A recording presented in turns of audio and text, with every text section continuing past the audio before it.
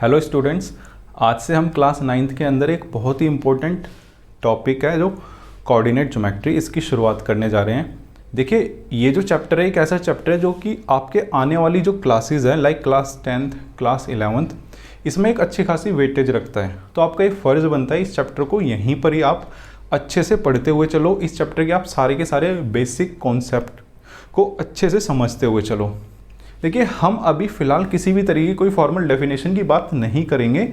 हम हर एक चीज़ को आपको समझाएंगे, हर एक कॉन्सेप्ट को समझाएंगे। और जहाँ तक रही डेफिनेशंस की बात, तो हम क्या करेंगे कि डेफिनेशंस को आपको प्रैक्टिकली रिलेट करके समझाएंगे ताकि आपको किसी भी तरीके कोई डेफिनेशन रटनी ना पड़े। कोशिश ये रहेगी मेरी कि आपको सारी की सारी डेफिनेशंस मैं क्लियर कराते हुए चलूँ एग्जाम्पल दे देकर, क्योंकि अगर डेफिनेशंस रटनी पड़ी तो वो समझ में बिल्कुल भी नहीं आती है। देखो बच्चों, अब हम शुरुआत करते हैं कोऑर्डिनेट ज्योमेट्री को पढ़ने की।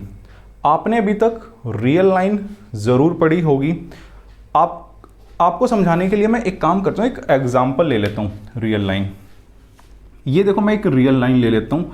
आपने इस रियल लाइन पर पॉइंट्स भी पढ़े होंगे कि 0, 1, 2, 3, 4, 5 और इस तरफ -1, -2, -3। ये इस तरफ पॉजिटिव इन्फिनिटी तक जाता है और ये जाता है माइनस इन्फिनिटी तक। आपने इस रियल लाइन पर पॉइंट्स भी प्लॉट करने सीखे होंगे। अगर मैं आपको कहूँ कि 4 प्लॉट करना है तो आप बता दो कि भाई ये पॉइंट है जो 4 है। अगर मैं आपको कहूँ कि भाई -2 किधर है तो आप बता दोगे। तो रियल लाइन तो आपने पढ़ी ही होगी।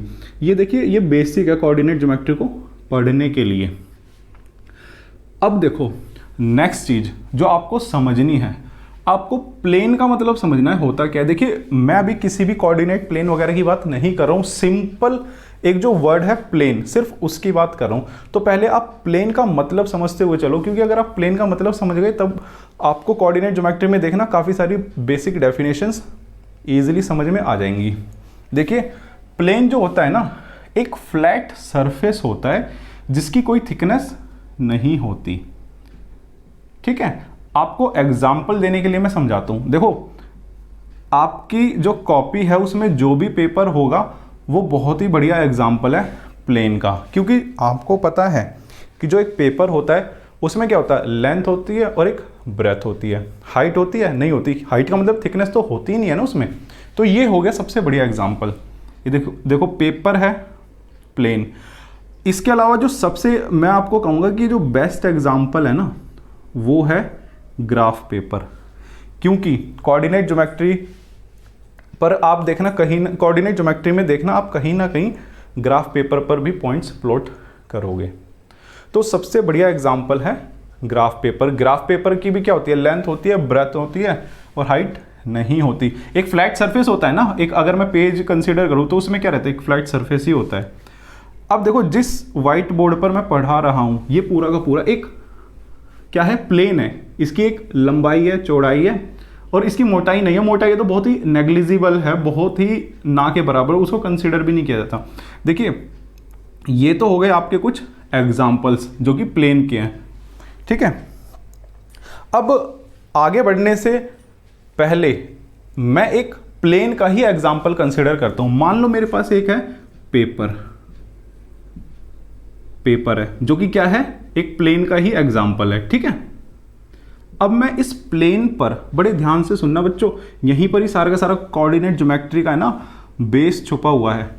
अगर मैं इस पेपर पर एक मान लो कोई भी पॉइंट कंसीडर करता हूं, सपोज करो एक पॉइंट है ए, यानी कि आपके जो पेपर है, चाहे वो ग्राफ पेपर हो चाहे नॉर्मल पेपर हो, किसी पर भी एक मैं पॉइंट कंसीडर करता हूं जिसका कि मैंने नाम दिया ए।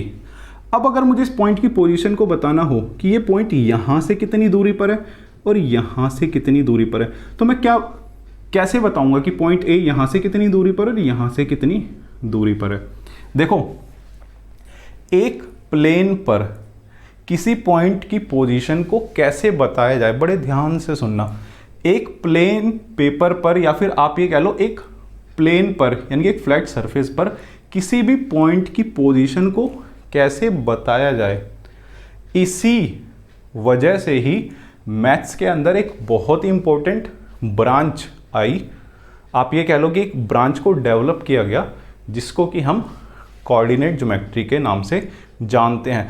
बच्चों बड़े ध्यान से सुनना, एक प्लेन पर किसी पॉइंट की पोजीशन को कैसे बताया जाए, इसी वजह से ही हमारे पास मैथ्स के अंदर एक बहुत ही इंपॉर्टेंट ब्रांच आई जिसको कि हम कोऑर्डिनेट ज्योमेट्री कहते हैं।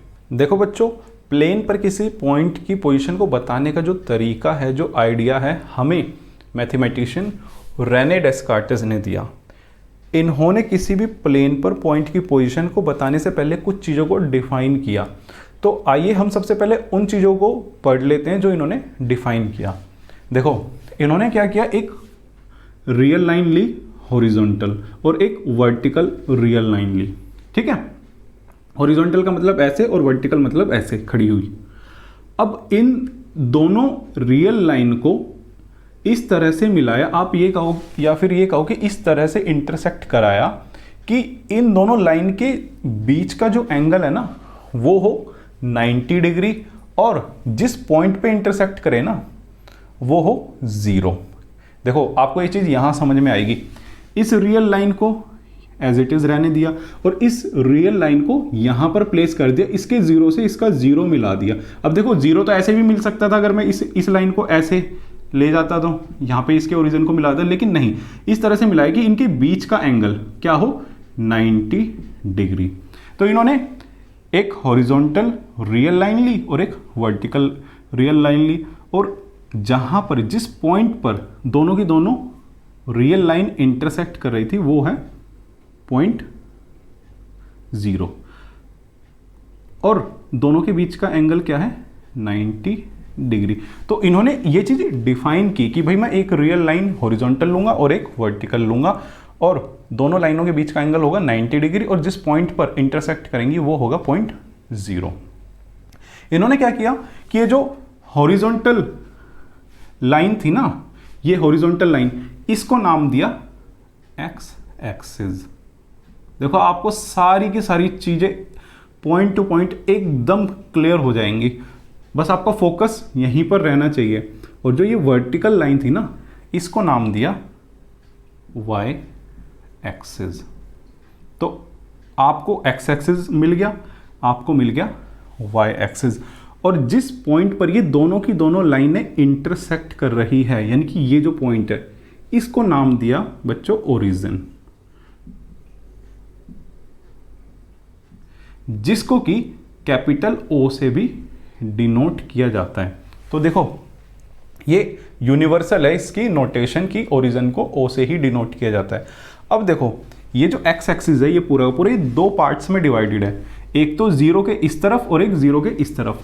जो 0 के इस तरफ है ना, ये देखो पूरा पूरा पॉजिटिव वाला पार्ट है और 0 के इस तरफ क्या है नेगेटिव वाला पार्ट। तो जो 0 के इस तरफ है ना, इसको हम नाम दे देते हैं पॉजिटिव एक्स एक्सिस। क्या नाम दे देते हैं पॉजिटिव एक्स एक्सिस, यानी कि जो पॉजिटिव एक्स एक्सिस है वो क्या होगा ओ एक्स, और इसको नाम दे देते हैं नेगेटिव एक्स एक्सिस को नाम दे देते हैं ओ एक्स डैश। ऐसे ही देखो वाई एक्सिस दो पार्ट्स में डिवाइडेड है, एक पॉजिटिव वाई एक्सिस और एक नेगेटिव वाई एक्सिस। ऐसे ही वाई एक्सिस को भी हम क्या करते हैं नाम दे देते हैं, पॉजिटिव वाई एक्सिस को नाम दे देते हैं ओ वाई और इसको दे देते हैं ओ वाई डैश। तो मेरे पास देखो एक्स एक्सिस का क्या नाम हो गया, अगर दूसरी इसके लिए नोटेशन यूज करना चाहूं तो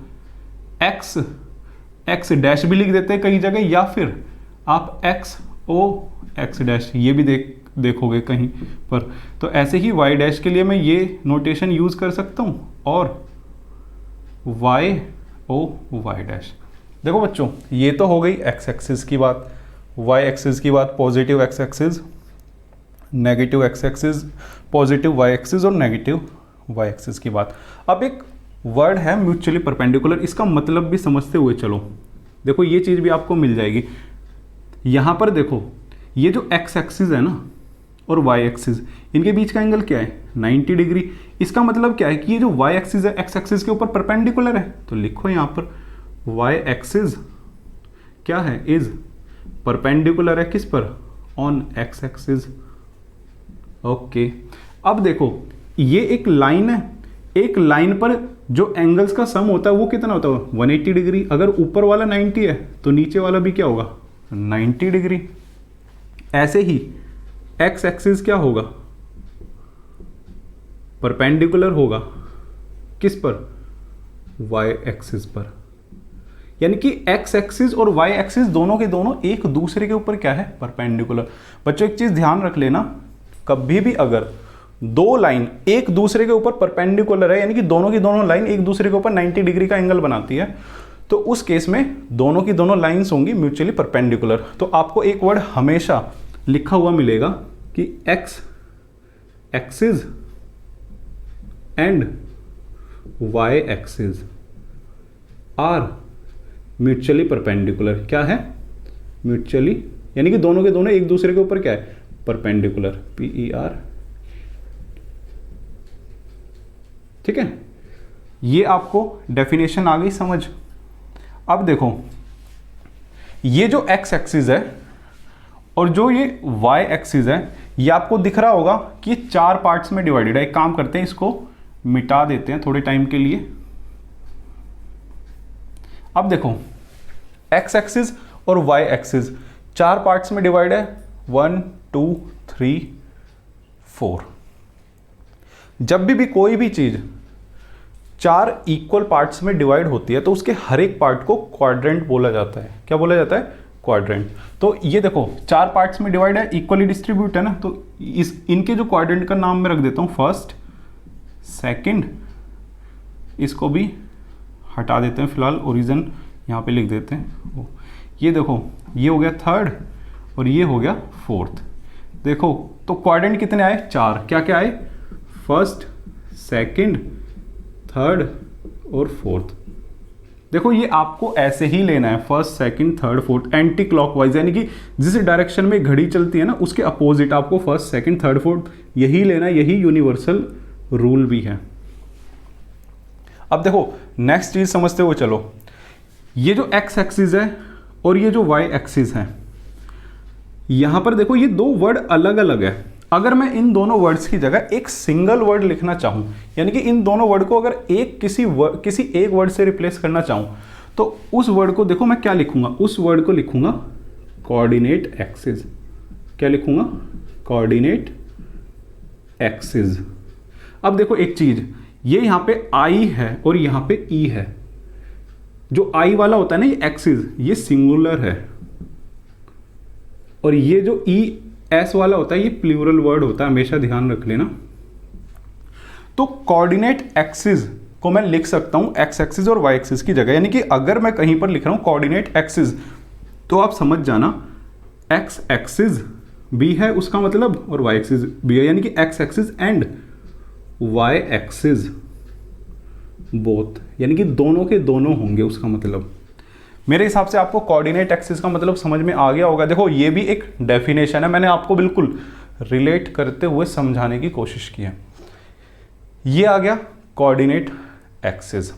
अब फाइनली हम उस प्लेन की बात करते हैं जो कि हमारे कोऑर्डिनेट ज्योमेट्री में यूज होगा।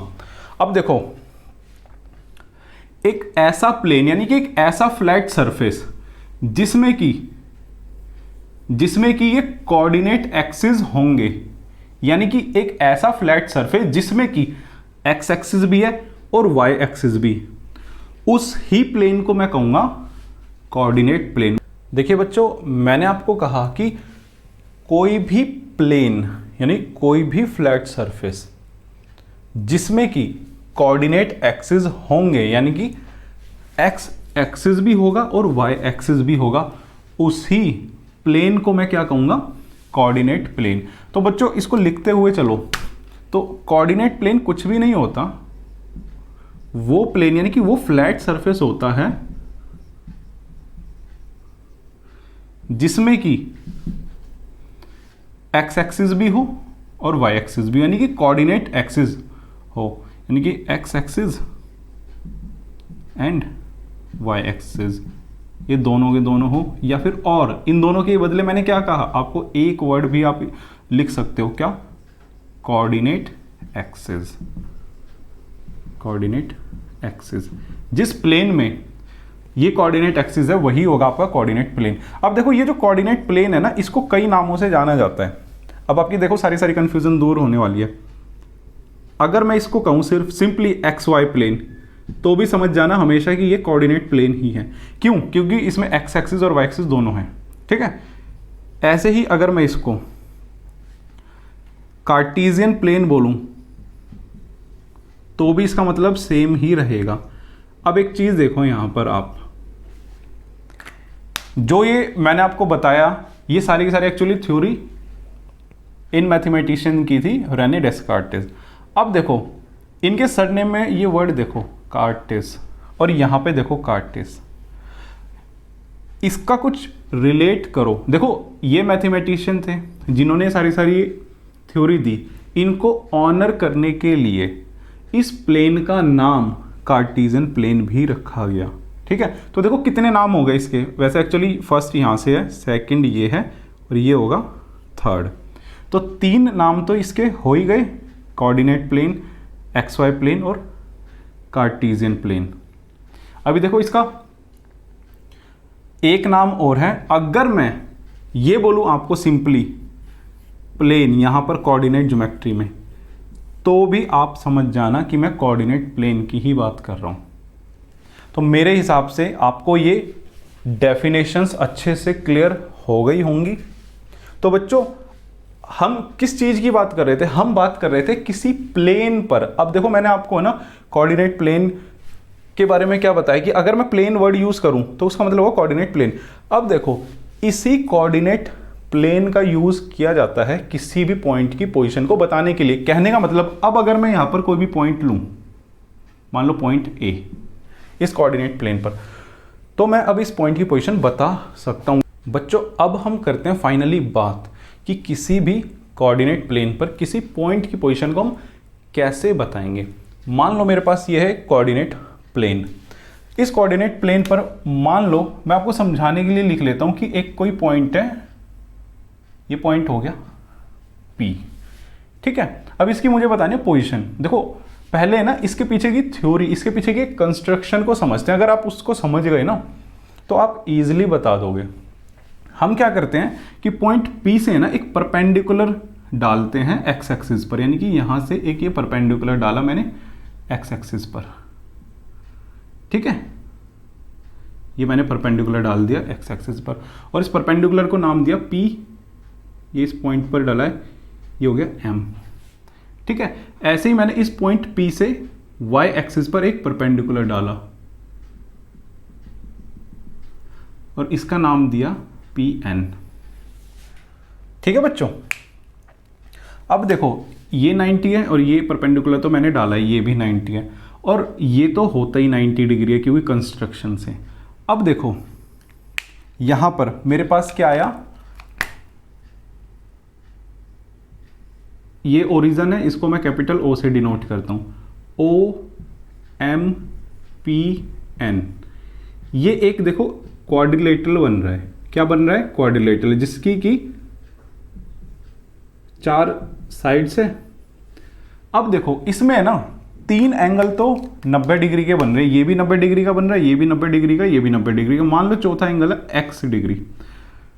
तो देखो क्वाड्रिलेटरल में चारों के चारों एंगल का जो सम है वो होता है बच्चों 360 डिग्री, हमेशा ध्यान रखना। तो x की वैल्यू क्या आ जाएगी? ये तो 270 हो जाएगा, तो x की वैल्यू भी आ जाएगी x की वैल्यू आ जाएगी 360 डिग्री माइनस 270 डिग्री, यानी कि x क्या आ गया 90 डिग्री, यानी कि चौथा एंगल भी क्या होगा 90 डिग्री। तो अब देखो एक चीज तो क्लियर है, ये सारे के सारे एंगल क्या हो गए 90 डिग्री। तो ये जो क्वाड्रिलेटरल है ना, ये एक्चुअली है क्या? ये है एक रेक्टेंगल। तो मैं भी इसको क्रॉस करके रेक्टेंगल लिख देता हूं। ये क्या है? एक रेक्टेंगल है तो क्वाड्रिलेटरल ही, लेकिन क्वाड्रिलेटरल के अंदर ही की सब पार्ट है कि एक पर्टिकुलर क्वाड्रिलेटरल हो गया, ये बन गया एक रेक्टेंगल। अब देखो ये जो रेक्टेंगल बन रहा है ना, इस रेक्टेंगल की एक साइड देखो एक्स एक्सिस पर है और एक साइड देखो y एक्सिस पर है। बस आपको यही चीज पकड़नी है। जो भी पॉइंट की पोजीशन आपको बतानी है ना, परपेंडिकुलर अभी स्टार्टिंग में तो देखो आपको ऐसे ही करना पड़ेगा, परपेंडिकुलर ड्रॉ किया, ये पक्का है हर एक केस में रेक्टेंगल ही बनेगा। इस रेक्टेंगल की जो साइड बन रही है ना एक्स एक्सिस पर, इसी साइड का जो मेजरमेंट होगा वही होगा बच्चों आपके पास एक्स कोऑर्डिनेट। देखिए मैं फिर से बता देता हूं एक बार कि आपने कोई पॉइंट लिया पी से यहां परपेंडिकुलर डाला एक्स एक्सिस पर, पी से वाई एक्सिस पर परपेंडिकुलर डाला, और ये बनेगा हमेशा एक रेक्टेंगल। इस रेक्टेंगल की जो साइड का मेजरमेंट होगा ना एक्स एक्सिस पर, वही होगा आपका एक्स कोऑर्डिनेट। ऐसे ही इस रेक्टेंगल की जो साइड का जो मेजरमेंट होगा ना, ये देखो ये एक्स एक्सिस पर मेजरमेंट है, और इस रेक्टेंगल की जो साइड का मेजरमेंट वाई एक्सिस पर होगा, यही होगा आपका वाई कोऑर्डिनेट। एक चीज और, जो एक्स कोऑर्डिनेट है इसको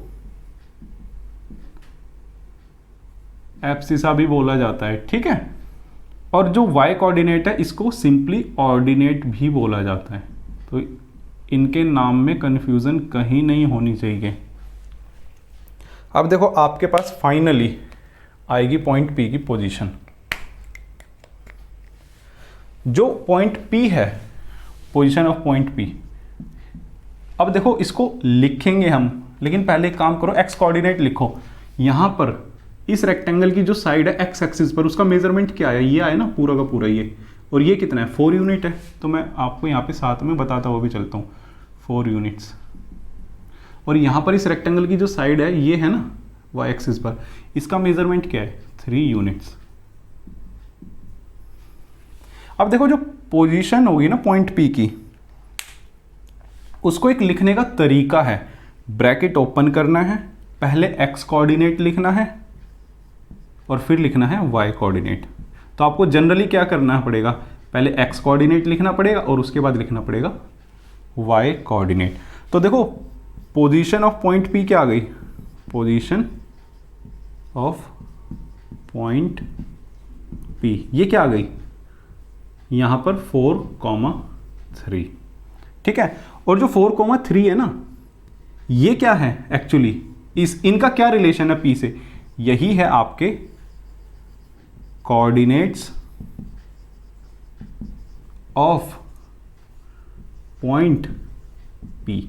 ये देखो पॉइंट पी की लोकेशन बता रहे हैं, एक एड्रेस बता रहे हैं, वो मैं अभी आगे बताऊंगा कि इसका मतलब क्या होता है। देखो यही क्या है, coordinates of a point P. अब देखो ये जो आपने पॉइंट पी की पोजीशन बताई ना, एक रेक्टेंगल बनाकर बताई है, तो इनको अक्सर कई बार ऐसे भी लिखा हुआ देखा जाता है, रेक्टेंगुलर कोऑर्डिनेट्स भी बोला जाता है, रेक्टेंगुलर कोऑर्डिनेट्स। यहां पर रेक्टेंगुलर कोऑर्डिनेट्स किसके होंगे, rectangular coordinates of point P के होंगे, क्योंकि रेक्टेंगल आपने फॉर्म किया है ना, उसके बाद आपने पॉइंट पी की पोजीशन बताई है। तो देखो एक्स कोऑर्डिनेट वाई कोऑर्डिनेट हो गया, पोजीशन ऑफ पॉइंट पी हो गया कि लिखते कैसे हैं। एक चीज और, ये जो देखो लिखने का तरीका है ना ब्रैकेट में, कि ब्रैकेट ओपन करो, पहले एक्स कोऑर्डिनेट लिखो और वाई कोऑर्डिनेट लिखो। आप इसमें एक गलती कभी भी मत कर देना कि पहले वाई लिखो फिर एक्स लिखो, ये गलत हो जाएगा। देखो लिखने का एक तरीका है कि पहले हमेशा आपको एक्स ही लिखना है और उसके बाद लिखना है वाई लिखना है। इसीलिए ये जो फॉर्म है ना, इसको ऑर्डर्ड पेयर फॉर्म भी बोला जाता है। क्या बोला जाता है, ऑर्डर्ड पेयर, ठीक है। ऑर्डर्ड पेयर का मतलब एक ऑर्डर में लिखना कि पहले हमेशा एक्स ही आएगा और उसके बाद आएगा वाई, और पेयर तो है ही यहाँ पे, एक्स और वाई का पेयर तो है ही। तो ऑर्डर्ड पेयर फॉर्म ये होती है कि पहले आप लिखो ब्रैकेट में एक्स कोऑर्डिनेट और उसके बाद वाई कोऑर्डिनेट। अब फाइनली देखो बात करते हैं जो पॉइंट पी की जो पोजीशन आई है ना 4,3, इसका एक्चुअल मतलब है क्या। देखो ये एक रेक्टेंगल है, तो जो इस रेक्टेंगल की साइड ये है वही ये होगी, यानी कि ये भी 4 यूनिट ही होगा। जो रेक्टेंगल की साइड ये है वही ये होगी, क्योंकि आमने सामने की साइड्स बराबर होते, तो ये हो जाएगा 3 यूनिट्स। अब अगर आप बड़े ध्यान से देखो तो आप देखोगे ये जो पॉइंट पी है ना, इसका डिस्टेंस एक्चुअली जो वाई एक्सिस से है वो है 4 यूनिट। तो आप ये चीज लिखो भी कि यहां पर लिख देते हैं कि ये जो है पी एन, ये क्या है, अब ये देखो परपेंडिकुलर भी है ना, पी एन क्या है, perpendicular distance of a point P किस पर, y एक्सिस पर। y एक्सिस पर जो डिस्टेंस बनेगा ना, यानी कि y एक्सिस से जो दूरी होगी वो होगी इसकी 4, और ऐसे ही जो PM है वो क्या है, perpendicular distance of a point P on x axis. तो देखो सिंपली ये PN यहाँ पे है आपका बच्चों 4 यूनिट और PM है 3 यूनिट। तो पॉइंट P की जो पोजीशन है ना 4 3, इसका मतलब है कि जो पॉइंट P है ना y एक्सिस से 4 यूनिट की दूरी पर है और x एक्सिस से 3 यूनिट की दूरी पर है।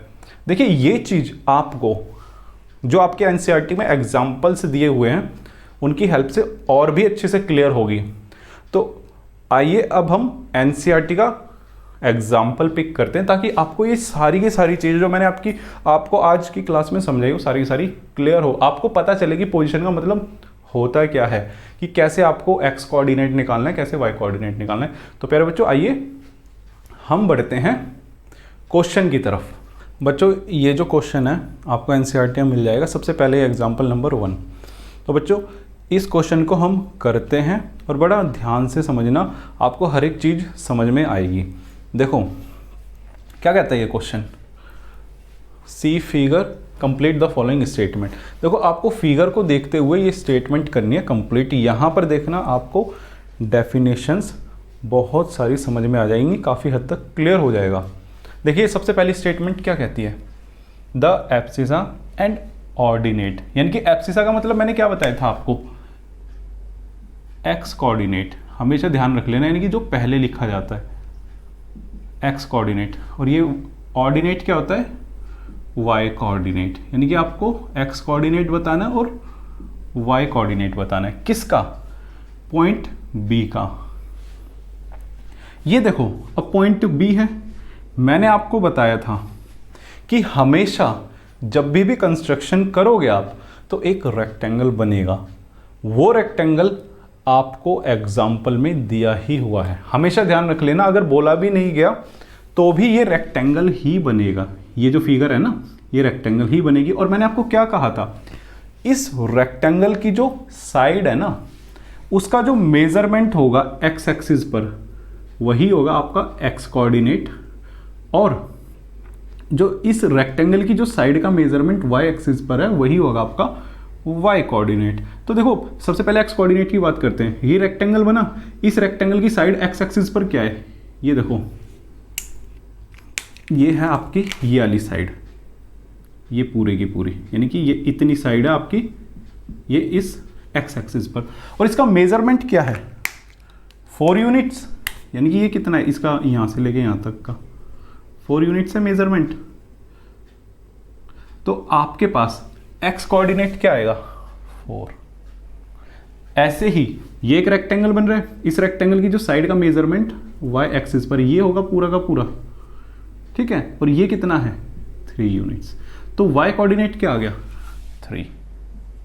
जब आपके पास एक्स कोऑर्डिनेट आ गया, वाई कोऑर्डिनेट आ गया, तो कोऑर्डिनेट्स जो पॉइंट बी है यानी कि पॉइंट बी की पोजीशन क्या होगी, पहले लिखो एक्स कोऑर्डिनेट, एक्स कोऑर्डिनेट क्या है 4, और फिर लिखो वाई कोऑर्डिनेट 3। देखो मैंने आपको यही तो बताया था, ऐसे ही तो लिखते हैं ना किसी पॉइंट की पोजीशन। पोजीशन का मतलब क्या है, कोऑर्डिनेट्स उस पॉइंट के। तो देखो जैसे आपने सबसे पहले वाला पार्ट किया है वैसे ही बाकी के तीनों पार्ट भी करने, लेकिन मैं आपको हर एक पार्ट करके दिखाऊंगा। देखो फर्स्ट पार्ट आपका हो गया क्लियर, सेकंड पार्ट की बात करते हैं। इसमें क्या कह रहा है कि आपको एक्स कोऑर्डिनेट और वाई कोऑर्डिनेट बताना है ऑफ पॉइंट एम का, ठीक है, and hence the coordinates of M are. तो कोऑर्डिनेट्स भी बताने हैं आपको एम के। देखो एक्स कोऑर्डिनेट वाई कोऑर्डिनेट अगर पता लग गया तो इजीली आप कोऑर्डिनेट्स बता दोगे एम के। देखो एम है, ठीक है, ये एक रेक्टेंगल बना रहा है, इस रेक्टेंगल की साइड देख लो एक्स एक्सिस पर क्या आएगी, यही तो आएगी ना। इस साइड का जो मेजरमेंट देखो यहां पर क्या आएगा 0 -1 -2 -3, क्या आएगा -3। तो आपके पास एक्स कोऑर्डिनेट क्या हो गया -3। अब देखो कुछ बच्चों को हल्का सा डाउट हो जाता है कि -3 क्यों ले रहे रेक्टेंगल की साइड का मेजरमेंट। क्योंकि साइड तो पॉजिटिव होती है। तो बच्चों एक चीज़ देखो, जो नेगेटिव जो यहाँ पे है ना साइन, इसका मतलब है ये ओरिजिन के इस तरफ है।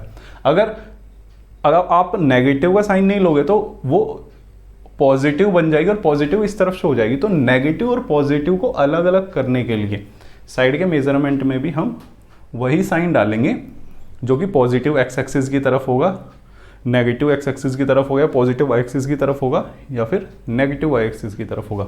तो सिंपली आपको देखना है रेक्टेंगल की जो साइड है एक्स एक्सिस पर क्या है -3। ऐसे ही इस रेक्टेंगल की जो साइड का मेजरमेंट देखो वाई एक्सिस पर ये पूरा का पूरा बन रहा है, ये पूरा का पूरा क्या है 4 यूनिट, 1 2 3 4, यही तो है ना। तो वाई कोऑर्डिनेट क्या आ गया 4। तो पॉइंट जो आपका यहाँ पे एम के क्या कोऑर्डिनेट्स आ गए, सबसे पहले लिखो एक्स कोऑर्डिनेट और फिर लिखो वाई कोऑर्डिनेट सिंपली। यानी कि ये इस पॉइंट एम का है ना एड्रेस हो गया, इसको हम लोकेट कर सकते हैं कि ये जो एम है ना पॉइंट, ये जो है पॉइंट एम वाई एक्सिस से -3 यूनिट की दूरी पर है और एक्स एक्सिस से 4 यूनिट की दूरी पर है, ठीक है ना। ऐसे ही अब आप देखो नेक्स्ट ये पार्ट हो गया आपका। नेक्स्ट पार्ट में आपको क्या करना है, एक्स कोऑर्डिनेट वाई कोऑर्डिनेट, बिल्कुल जैसे सेकंड पार्ट था वही करना है आपको। इस बार आपको पॉइंट एल के बताने एक्स कोऑर्डिनेट और वाई कोऑर्डिनेट्स।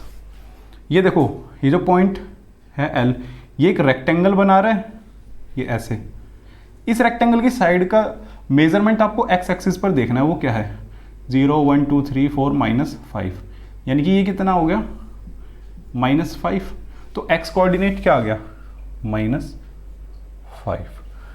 यहां पर वाई एक्सिस पर क्या मेजरमेंट बना रहा है, ये रेक्टेंगल ये बना रहा है, ये क्या है 0 -1 -2 -3 -4। तो वाई कोऑर्डिनेट क्या आ गया -4। कोऑर्डिनेट्स ऑफ एल क्या आ गए -5, -4। तो ये पार्ट भी हो गया आपका क्लियर। ऐसे ही आपको एस के एक्स कोऑर्डिनेट और वाई कोऑर्डिनेट बताने और एस के कोऑर्डिनेट्स भी बताने। देखो एस जो है ये भी क्या कर रहा है, एक रेक्टेंगल बना रहा है ना। ये रेक्टेंगल बनाया इसने ऐसे, ये पूरा पूरा एक रेक्टेंगल हो गया। इस रेक्टेंगल की मैंने क्या कहा है आपको, एक्स एक्सिस पर साइड देखो, इस साइड का मेजरमेंट देखो कितना है 0 1 2 3 यूनिट्स है। तो यही हो जाएगा आपके पास एक्स कोऑर्डिनेट, यानी कि ये हो गया बच्चों 3। ऐसे ही इस रेक्टेंगल का जो मेजरमेंट है जो वाई एक्सिस पर कितना बन रहा है 0 1 2 0 -1 -2 -3 और ये क्या बन रहा है -4। ये देखो -4 है यहाँ पे, तो ये हो गया -4। तो कोऑर्डिनेट्स ऑफ ये जो पॉइंट ऐसे ही क्या देंगे, पहले एक्स कोऑर्डिनेट लिखो यानी कि 3 और फिर लिखो वाई कोऑर्डिनेट। तो प्यारे बच्चों आज की क्लास को यहीं ख़त्म करते हैं। उम्मीद है कि आपको सारे के सारे जो बेसिक कॉन्सेप्ट समझ में आए होंगे, लेकिन अभी कुछ चीज़ें जो रह गई है वो आगे आने वाली क्लासेस में आपको मैं कवर कराने की कोशिश करूंगा। जैसे कि एक्स एक्सिस पर कैसे कोऑर्डिनेट्स लेने हैं, वाई एक्सिस पर कैसे लेने हैं, किसी पॉइंट को कैसे लोकेट करना है, आपको 3,2 बोल दिया जाएगा तो आप कैसे उसको कंस्ट्रक्ट करोगे। तो ये सारी की सारी चीज़ें मैं आपको आने वाले लेक्चर में बताऊँगा। आज की क्लास में फ़िलहाल इतना ही था। आई होप आपको समझ में आया होगा। मिलेंगे नेक्स्ट क्लास में कुछ और नए कंटेंट और नए टॉपिक के साथ। बने रहिए हमारे साथ। नमस्कार, जय हिंद।